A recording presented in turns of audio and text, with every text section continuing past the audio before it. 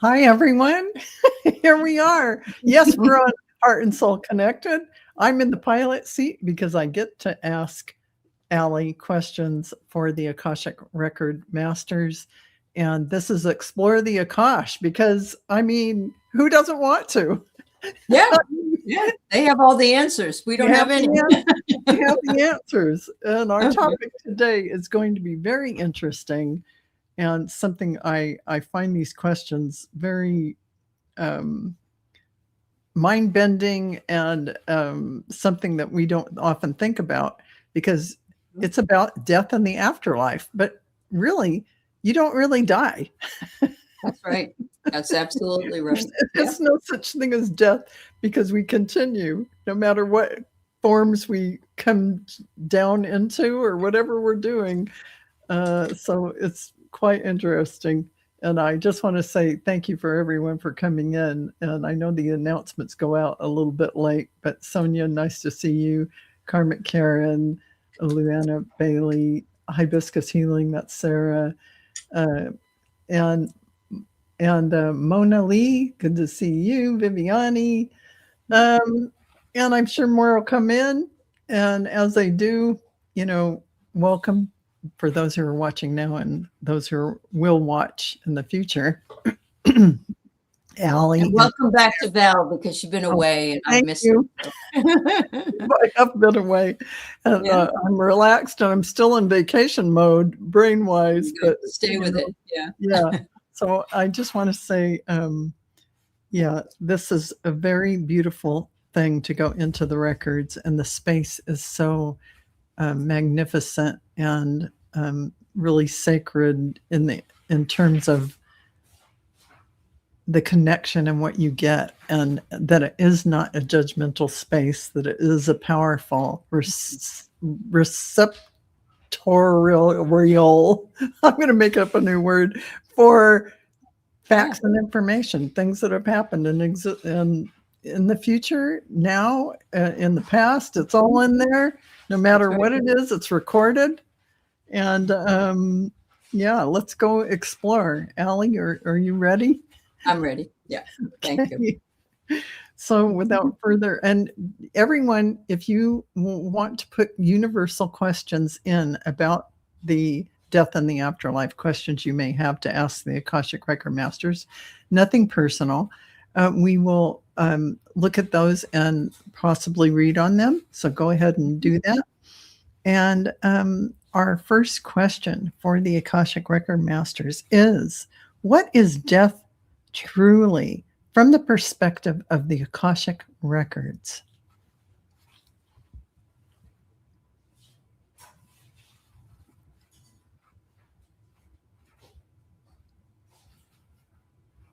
Death is merely stepping through another door.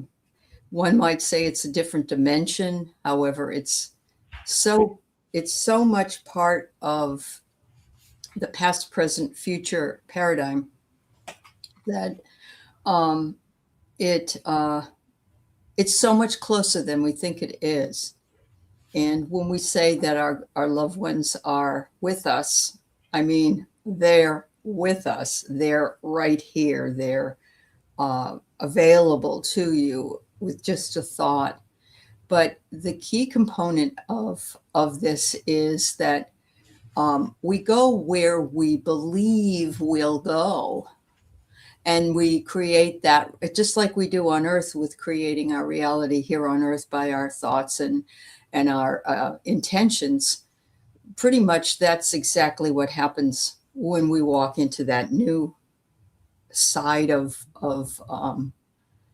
into the afterlife, where much is comes from the vision of where we will be and how we will be received. Oh, that's beautiful. Beautiful. Thank you, Akashic Record Masters. That's lovely. And what happens to consciousness in the immediate moments after physical death? Some of the past life and readings have been accurate in that they say that we do go through um, a period of review very fast within the first 3 to 7 minutes. It's as though you're watching a very fast movie, one of those flip movies where you see key components of what you did, where you're going. You also see why you came and why and how successful you were in completing your soul's mission.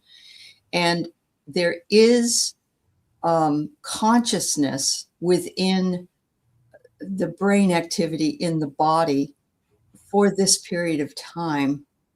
And it is seeking meaning like so much more of our thoughts do. Beautiful, beautiful. Thank you so much. That's wonderful, Akashic Record Masters. And how does the soul experience transition out of the body? Wow, I'm seeing a huge, bright, golden light that comes out of the body, and it's like a cat when a cat is in a window and they wake up and they stretch and they stretch, because our soul has had to come into a very small area. Our soul is huge, and it includes all of our experiences, all of our lifetimes. And it's almost as though a genie has been released from the bottle and is saying, "Oh, it's a sense of relief. It's a sense of taking. A lady might be taking off her brassiere at the end of the day. It's that Oh kind man, of that sounds good. right, right. That's what they're showing me. That's so cute. That's Okay, cute. yeah. I love that. Oh, that's a beautiful. You can, all of us ladies can understand that feeling. Yes, So, absolutely. yeah, Yes. that is just a beautiful example of what it feels like. So I love that, Akashic Record Masters.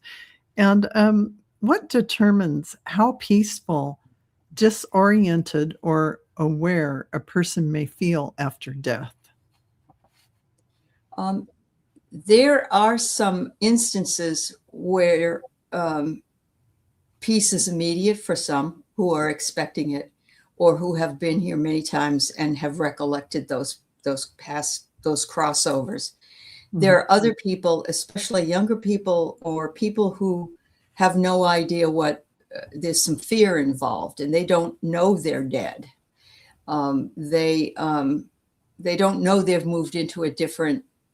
It's not really. It's the death of the body, but not the death of the soul. But they don't Mhm. know what's going on, and it takes Mhm. them sometimes. Sometimes there are still people actually in between here and there, in some sort of a limbo bardo state.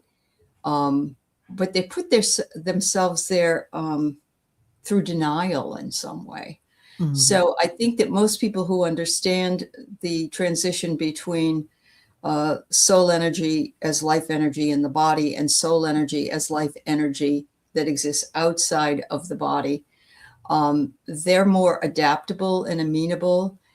They Mhm. seek the release and the relief of which we spoke, and others they're sort of hiding behind the cabinet, so to speak. They're peeking out, seeing what's going on, but they're not quite ready to um, to make that decision that this is where they are now. Oh, beautiful, beautiful. Thank you for that question. Mhm. That's lovely.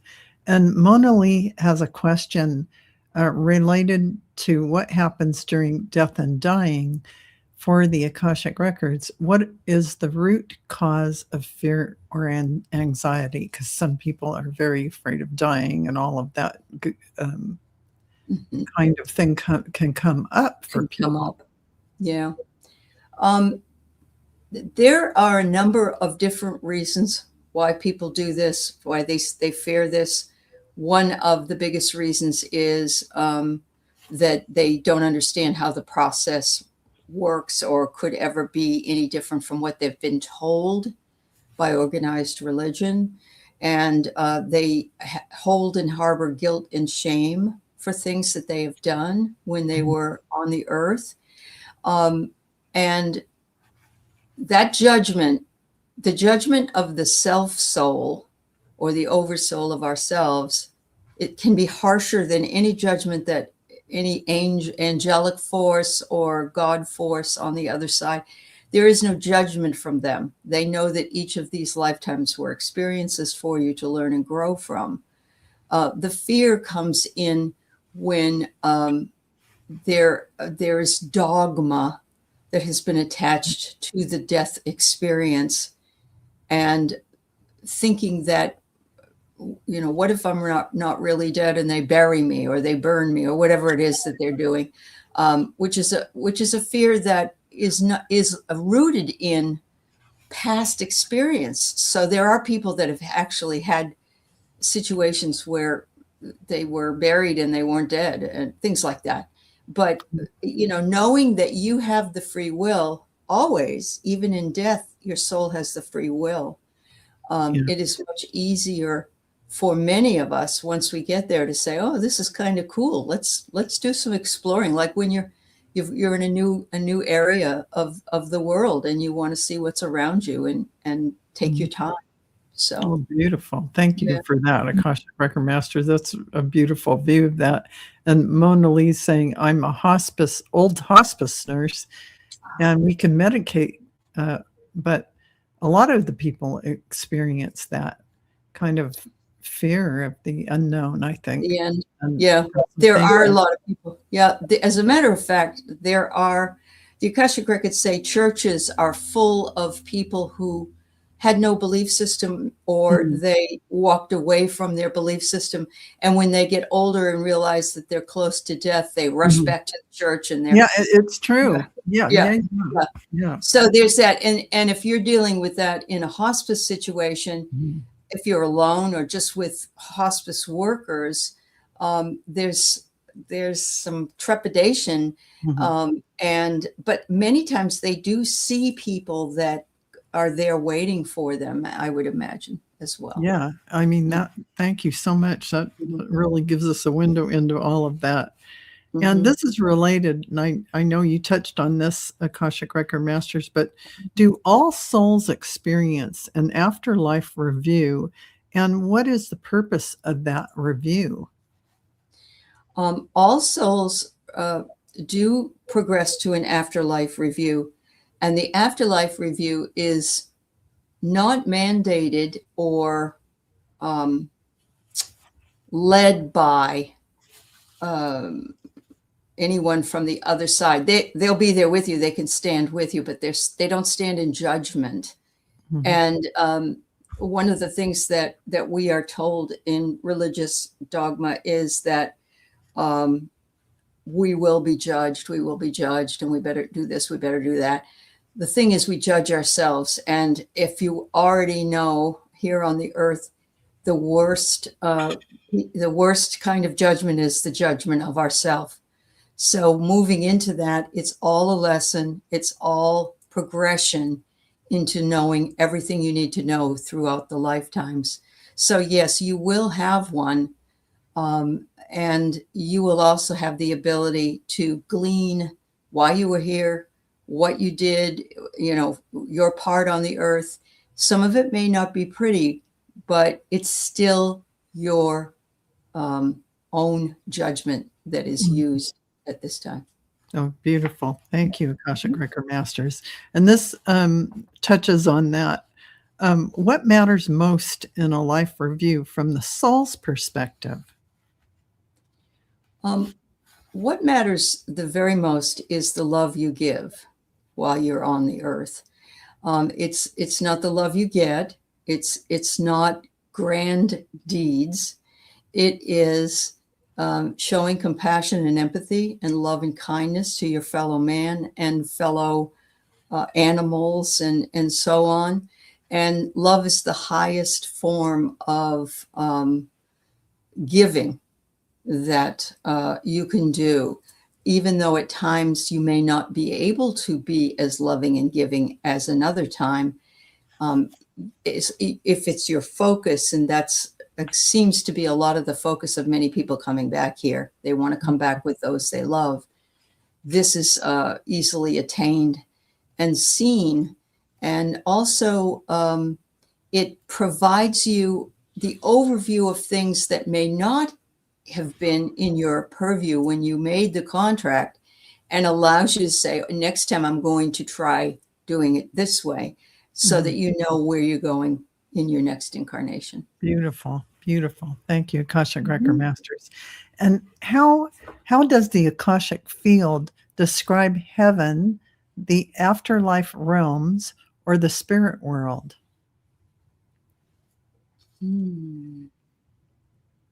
It has been said that if you want to know a taste of heaven, watch the Robin Williams movie, What Dreams May Come. In the beginning of the movie, heaven is beautifully colored, and it's peaceful, it's loving. But about halfway through, they bring the entity into the hell area, and I would say that's the only part that's a hell of one's own making.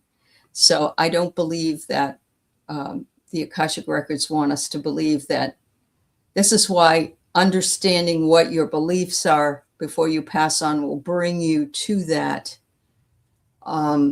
beautiful place, or not so beautiful place, depending on how you feel about it.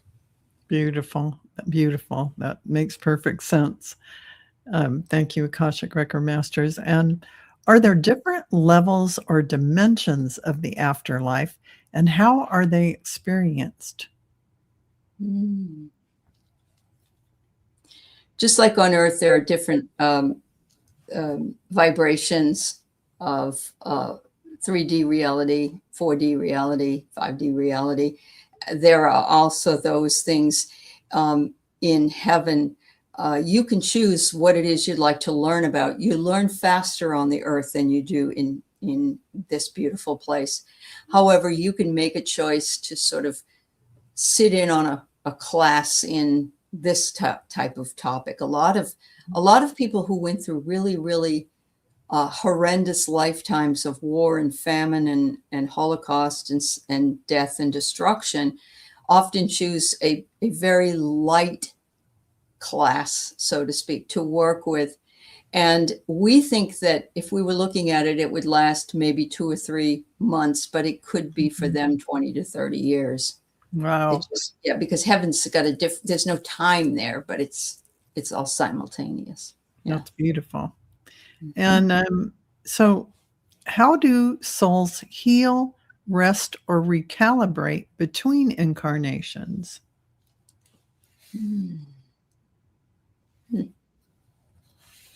They're showing me sort of a red laser table to lie on that allows for healing to be done, even though we're not physicality, even though our souls can have holes in them. Our emotional oversoul, or our physical oversoul, or one of those souls that we have could be in need of healing. And these types of places, there's other places, let's say by a beautiful seashore, and there are places in the mountains, and these are all just thought patterns. There, you know, it isn't like we know we're on top of Mount Fiji or something. It's like a thought pattern of what brings you peace. And so there is some of that peace that comes from that. And yes, it takes time to recalibrate, and it takes time for babies to recalibrate when they come back through. And oftentimes you'll see them come out of the womb with curious faces, like, "Oh no, really? I thought I got through this. Who the hell are you?" You know, that kind of thing. Yeah. That's true. Thank you, Akashic Record Masters. That's so funny and true. What role do guides, loved ones, or spiritual beings play in welcoming a soul home?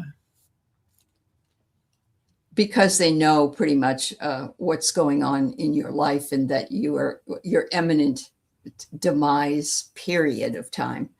They're always with you anyway, but they welcome you, and you will see a lot of ancestors there, some that you've never met and some that have been with you all along, and you didn't recognize because you weren't in their lives when you were alive and they weren't alive. So, but they're always there for you, and they're sort of standing in line waiting to give you a hug, a slap on the back, a handshake.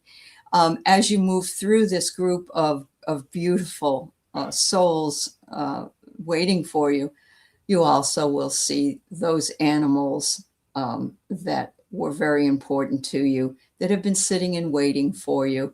And something about the fact that these animals are waiting for you makes it, not only people, but animals, makes it a more joyous occasion than it might. Now, if you never had animals, you might have had, your grandmother might have had a dog, or your aunt had a cat, and you were attached to them. They're there as well for you. That's beautiful, beautiful. I love that. That's a beautiful view into that. And Sarah of Hibiscus Healings is saying, back on the last question, that was totally the face my son made with the newborns who come in. It's like, what? No, I'm here again. Oh, No. God, you've got to be kidding me. I thought I was done. Yeah. Exactly. Yeah. So thank you, Akashic Record Master. So how does a soul's level of consciousness affect its experience after death? That's I kind a very of touched on this in a kind of that's a roundabout very, way. very good question. Yeah. If, for instance, if this was one of your most early incarnations, or if you were just maybe starting an incarnation coming in from a galactic incarnation, you're going to be treated more with kid gloves. There'll be people there to help you and to help you make your decision about the direction you'd like to go in, remembering that nobody else makes decisions for you. It's you that make all decisions. Those of us, or those who have been around for many generations and other reincarnations, they kind of get there and they're like, yep, okay, I'll see you later. I'm going to go over here. I'm going to get in this hot tub, or I'm going to, whatever it is, I'm going to breathe freely. I'm going to go and take a nap for a while. There is a sense of relief from all of them. However, the same sense of relief that indeed this is not scary at all. And I love that. I love that. I love that. And what happens when someone dies suddenly or traumatically? Mm-hmm. This is younger people, or being hit by lightning, being in a very fast car accident, all that. A lot of times they will hang around where that, if it's an accident or if it's an occurrence that is out of the blue, and they'll watch. Well, many times all souls watch what their family's doing. You usually go to your own funeral. You usually see what's going on. But in this case, you are still not believing this to be true. And you're thinking, I'm right here. I'm fine. I'm okay. And there you can see your loved ones grieving for you, and you want to make them realize that there's nothing, you just moved on. And yet many people say, if it was a near-death experience, they're in that energy, and then they come back for some reason. They're angry that they had to come back. There's something about bringing that soul back into the body. It's very painful, because when the soul leaves the body, a lot of times before the accident happens or before the heart attack happens, you're not feeling any pain because your soul has already left. But if they bring you back and bring you back into your body, it's like, oh man, I'm not. It's like nobody ever wants to come back. No, nobody wants to come back once they're getting to that other side. That's right. That's right. Oh man, I love that. Thank you, Akashic Record Masters. That's what you always hear from the NDEers who go and Yeah, come back. They had to yeah, kind of be talked into it, or something had to be absolutely. Some a people are bit. very angry about it, actually. Exactly. Yeah, yeah. Yeah, Mhm. yeah. So how are grief and the soul's continued existence related from the record's perspective? Grief and the continuance of the soul. Is that what you're Uh, saying? how I mean, I'm trying to make this make sense Sure. to me. How Okay. how are grief and the Yeah. soul's continued existence Oh, related okay. from the Akashic records Point of perspective? view. Yeah. Yeah, Um, yeah. so grief being an emotion, Mhm, emotion can still be carried in soul and in um, that essence. Um, I there's telling me that yes, it happens, but it's more fleeting than you would think. Um, it is um, it is the understanding that they're giving me an airplane and they're saying it's an understanding that you go from LA to Vegas, you get off, you do whatever it is you do, you get back on the plane in Vegas to go mhm, back to LA. You don't really want to leave because you had a good time, you did it, but you got to go. And so there's some sadness or some grief in that. mhm. But at the same time, you know, when you get back to LA that you're going to have your life back again. You're going to do the things you need to do. So it's kind of like an airport terminal in some ways, they're saying. Oh, I like that Um, image. yeah, yeah, yeah, I yeah. think that's great. That's perfect. Thank you, Akashic Record Hmm. Masters. Sure. So can loved ones in spirit still grow, evolve, and participate in our lives? Yes, they can. And in fact, sometimes when either the Akashic records are being read or a past life regression is being done, you will hear the person, the facilitator say, tell me about the person you're meeting. And you hear, oh, this person is all loving and kind and gentle, and they mother energy is there and blah, blah, blah. And they're like, my mother was never like that. So what they're saying is the potential for growth is so high that you may not even understand who is being presented, because that isn't the essence they carried when they were incarnated. Mhm. Um, and it depends too how long they've been on the other side, I believe. That's Um, beautiful. yeah. Yeah, that's Hmm. beautiful. Thank you, Akashic Record Masters. Hmm. And how do spirits communicate with the living, and what makes that connection clearer? Spirits communicate very definitely in the dream time. In fact, that's the number one way that they communicate, where Mhm, they are able to offer more information than any other place. mhm, But spirit also connects through songs randomly coming on the radio. You hear a song, you go, mhm. my God, I haven't heard that song in 30 years, whatever it is. And you say, gee, I think, I think so and so really liked that song, or the words in there make a meaning for me. They communicate with smells.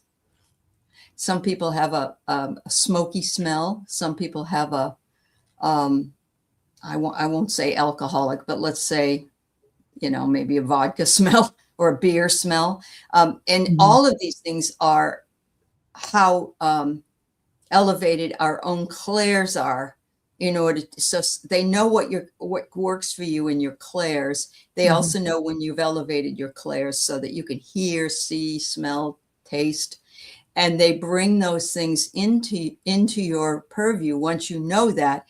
And most of the time, you know immediately who it is. A smell of lavender, a song from mhm. 1970,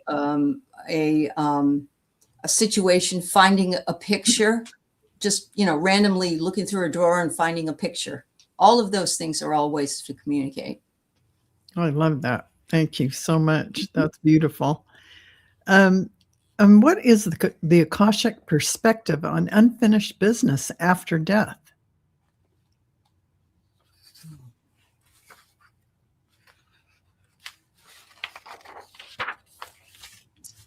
With regard to unfinished business, those entities that are on the earth still need to open up a dialogue or write a letter to, or write in a journal, or work to resolve those issues, to heal through the ancestral line, and also to remember that what we carry is hurting us more than them, because they're in a perfect place. There's no problem there.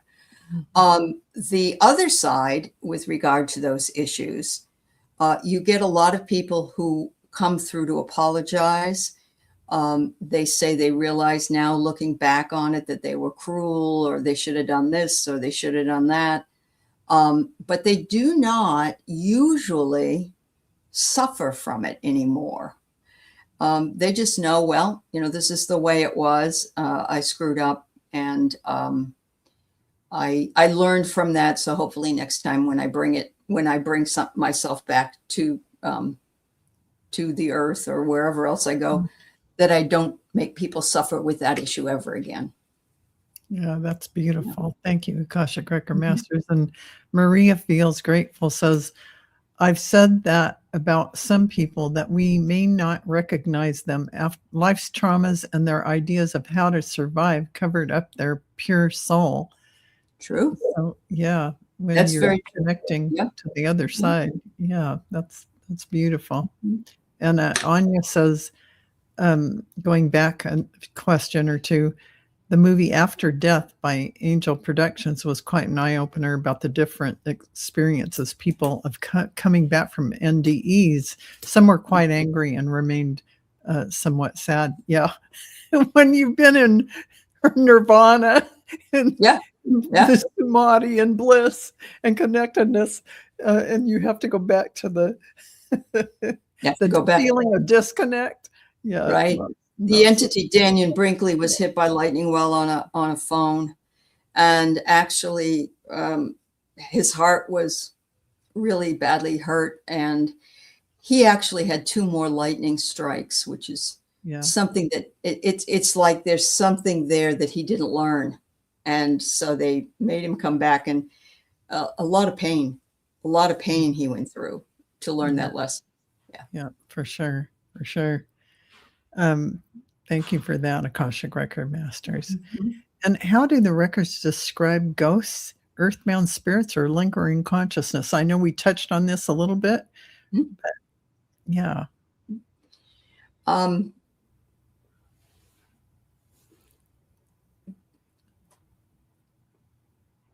As much as the Akashic records don't want to be negative, because that's not what they do, they are saying that at times there are malevolent entities that exist, that are sort of, I want to say, hidden in the cracks.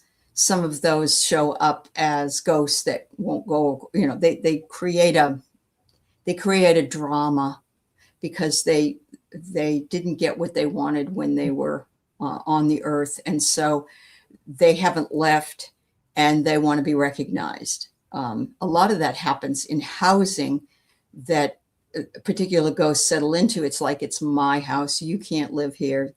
They don't realize it's time to move on.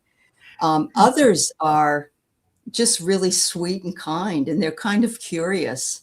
And they bring a sense of childish wonder.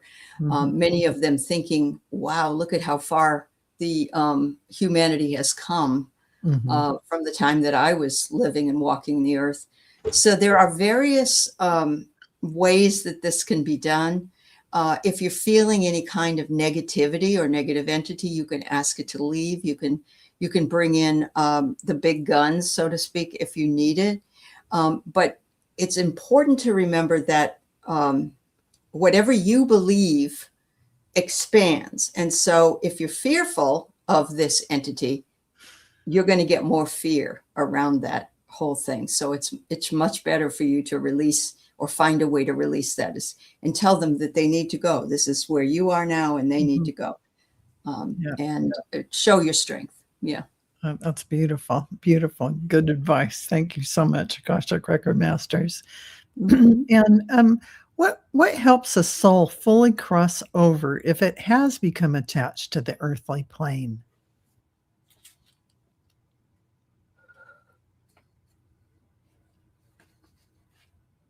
I think you actually just said it. To Yeah, leave. well, yeah, but there are people that are attached so deeply to the worry of the people they leave behind as Mhm. well.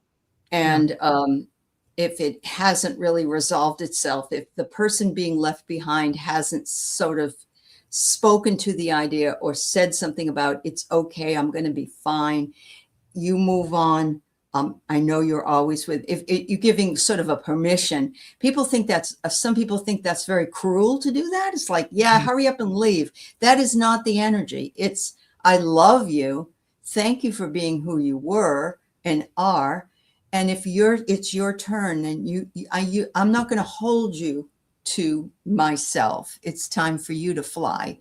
And so there are people who are very needy anyway on the earth. And when they hear other people that are needy for them, sometimes that's the lesson of that lifetime, that they're supposed to be there for other people to help them along. And they don't get that that isn't forever. It's, there's got to be.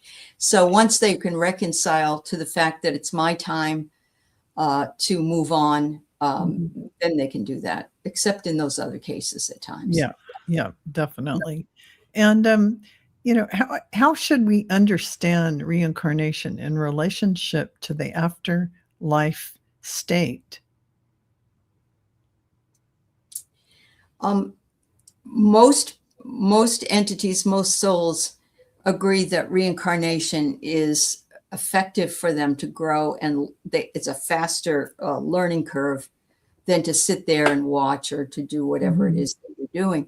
So many people will say, that they're not interested, or that they do want to come back, and they might even change their mind depending upon what it is Mhm. they want to accomplish and when they want to accomplish it.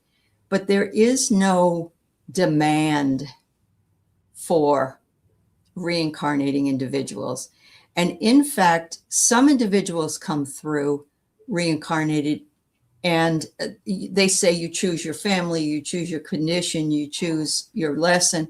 But sometimes there's not enough bodies for you to inhabit. And sometimes you come in through a choice that you have to make because it was available if you wanted to be Mhm. here at a certain time. So I believe that this is where people feel either they were galactically positioned Mhm. and don't understand the earth, or Yeah.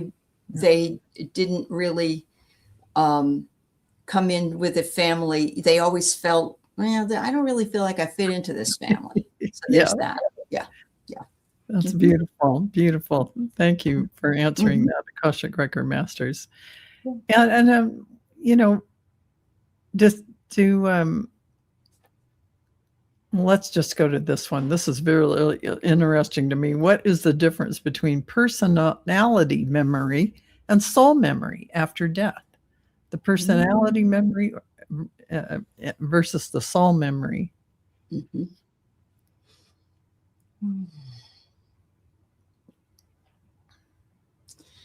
The soul memory is different because it also works with biogenetics and other DNA. It works with familial and experiential situations. Mhm. So, for instance, it could be that something in that soul energy was something inherited by either a relative, or it could have happened because of an event. With regard to personality, personality is set pretty much, I believe, some say by 3 years old, but I think it might be, maybe by 9 or 10 at least. Mhm. And Mhm. personality, this is where we go when we ask about someone on the other side, because that's who we see. Yeah. So it's who we see, and what we don't see, which is the soul. And one is recognizable, but the other one may not be as recognizable to Mhm. consider. Yeah. Yeah. That's beautiful. Thank you so much, Mhm. Akashic Record Masters. And our last question about death is, um, how does death serve awakening for both the one who passes and those who are left behind? This is a beautiful question because many times people will incarnate um, as the um, as the lesson for another. And Yeah. so their death is actually the lesson for the other as well. So there is an agreement, even though you can't remember it, and why would we ever agree to it, that a child may, pass at 3 or 4, or Mhm. that, and it is to understand the complexities of life and love and nurturing. And usually the child or the person that's is taken is wise beyond their years, many times coming in just to do this very unselfish act. Mhm. With regard to regular karma for ourselves, if we in fact make a decision to do something that seems kind of stupid, um, Mhm. you will see an interesting thing show up. There were many people who were involved in wars or accidents or issues that don't pass, maybe had a near death experience that don't pass and they're saved, or they have more Mhm. than one and they're saved. And this puts them on a new path. Or it could be that they survived 4 or 5 events that were catastrophic and end up getting hit by a truck as they cross the street, or maybe just dropping dead for whatever reason. Mhm. Something landed on their head, which is very curious as far as karma goes, and very curious as far as choices go. It's like they made it through all these horrible events, Mhm. but they died in a real strange way. And they're saying it is to show that you are resilient and you came back, and you put off the death each time until you knew the lesson. Beautiful, beautiful, Akashic Record Masters. Thank you for that. Mhm. And we're moving on to soul contracts. What is a soul contract truly from the perspective of the Akashic Records? Before you incarnate, um, and remembering your life review as you see it, once you're there, you can decide when you want to come back. It doesn't have to be immediately. Some people choose to, but you sit down and you've looked at some of the past lives that you've had, and this contract will be decided by you, implemented by you, and can be changed in some way by you, just usually not done. Usually you follow that contract. It Mhm. could be getting along with people. It could be being a stronger person, finding peace, relationships. It could be whatever it is. And you want to work on that issue to make yourself a more perfected soul, so that you understand all of the areas of life as a walking, talking Mhm. individual. That's beautiful, beautiful. Thank you, Akashic Record Mhm. Masters. How are soul contracts created before incarnation? I believe that this is, hold on. The Akashic Records Masters help you do this because they hold all of that information for your life. You're able to tap into that anytime you want. But in this case, the Akashic Records Masters, they don't make decisions for you or show you anything, but you can ask them questions and they can bring in the answers from the Akashic Records so that you make the best choice for yourself for the most growth. That's beautiful. That's beautiful. So, the people participating in the creation of a soul contract include the Akashic Record Masters, and would they include the people that are related that you're contracting with? Yes, absolutely. Because even if someone's already here, you're still able to contract with them within the Akashic records, and there's still a consciousness between the two of you. And most of the time, those people you have chosen to incarnate with for some kind of lesson. Although most people that you meet and see on the earth are all part of that contract. There's a lot of people over a lifetime. Yeah, beautiful. Thank you, Akashic Record Masters. Are soul contracts fixed, or do they shift as consciousness evolves? This is a very good question. It depends on one's level of vibration. Many times a contract from a soul who has not incarnated as much as, say, another soul is allowed that shifting, but not very much. You want to stick with the goal. You want to show that you can do this, make this goal, live this life, learn this lesson before things shift for you. People who have been incarnated many times, their vibration being higher, we really do know when we need to make a shift, if we are in that higher consciousness. If we choose to ignore it, then we keep with our regular contract. We may not grow as much as we could have had we decided to change that a little bit to make it more higher in vibration. Oh, beautiful. Good to know. Thank you so much, Akashic Record Masters. What is the difference between a soul contract, a soul agreement, and a karmic pattern?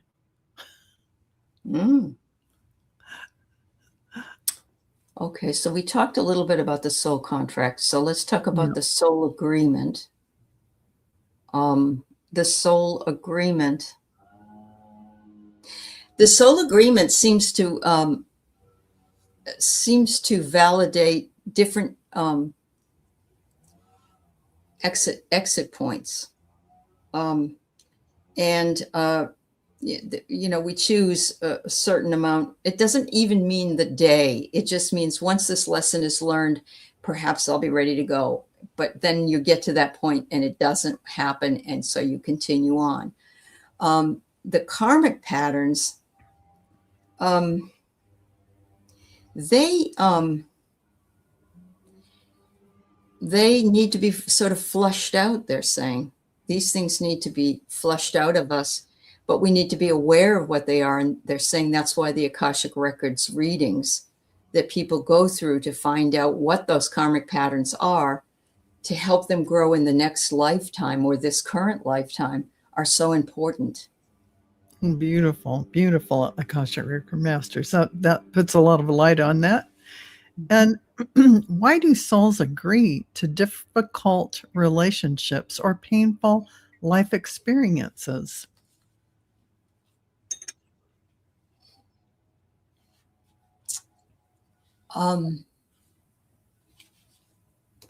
There are a lot of people who fall into regret for those difficult things they choose. They ask themselves, as well as whoever, their guides or whatever, why would I choose this for myself? What a stupid thing for me to do. But the key is that when we're there, as we have a bit of a level of forgetfulness here, we also have a little bit of a level of forgetfulness there. It's as though it could be that we don't remember our past lives consciously here. And over there, we might not remember what the last life entailed after a period of time and how painful it was. Much like when a woman says she's had enough, many children, but many times later on has another one, and says that the pain wasn't as bad as she remembered it, or maybe it was worse. Exactly. But there's that veil of forgetfulness. Yeah, that's really the key. Yeah. Oh man, that's a good analogy. So thank you for that, Akashic Record Masters. And how do soul contracts serve growth, awakening, and embodiment? Because we have been the ones that have chosen the areas of the soul contract that we are most interested in improving and working through, our awakening and embodiment of our purpose on Earth. It sometimes takes a number of years for us to realize that, and there is something to be said of that. The Akashic Records masters say you can't necessarily come down and by the age of 13 or 14 start a family, start a job. You have to wait. In other words, you have to wait for things to catch up, and those embodiments come. And this is why, although there are a lot of wise younger people who are already elevated, and there is no need for them to be more elevated, many people are stuck in the minutia of the earth, or of where they're from, paying the bills, doing this, doing that kind of thing. And there's a disconnect in a lot of ways for a while. Yeah. I love that. Thank you, Akashic Record Masters. And this is an interesting question. How do we know when a soul contract is active in our lives?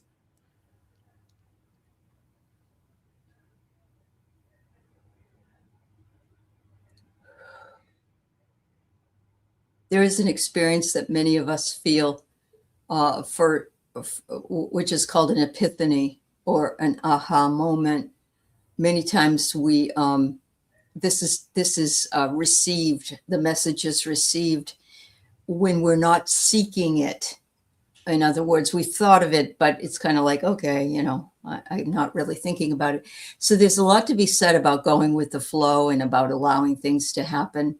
But many times, aha moments, synchronicities, and meeting someone that you instantly bond with or instantly can't stand, that is a marker for you as well. Yeah. Well, that's beautiful. Thank you. I love that. And how does free will and soul contracts work together? And what happens when someone resists or avoids a major soul contract? Yeah. I'll answer the last first. They don't grow. They have to come back and repeat those lessons again. Okay. But resistance is normal for human beings.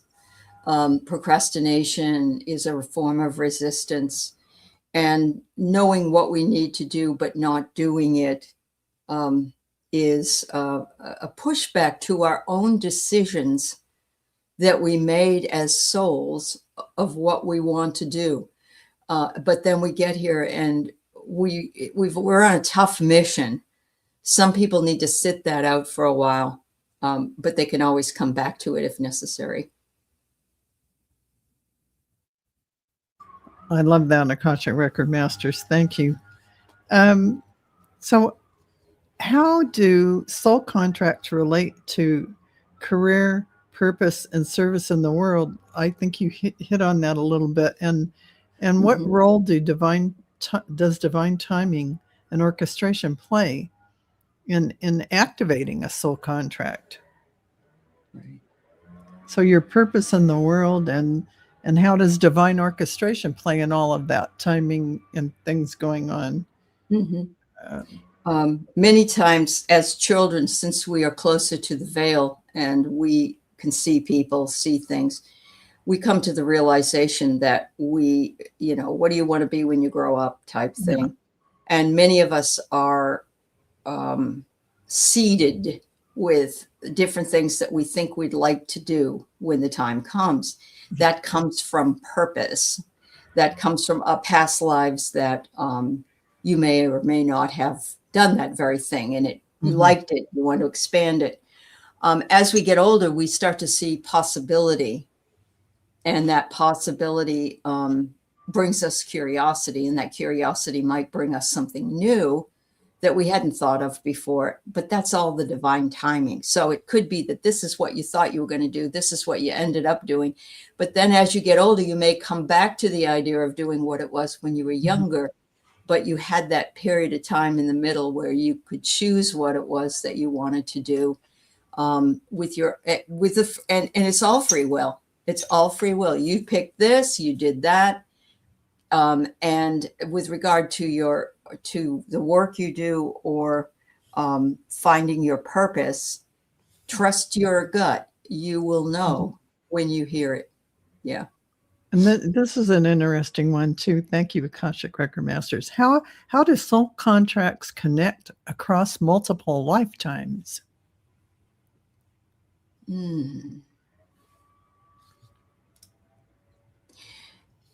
There are many spiritual people on the earth currently that were mystics, saints, clergy, I'll say, witches, and herbalists. All the now we don't necessarily have that bulk of jobs available, or things that we're interested in.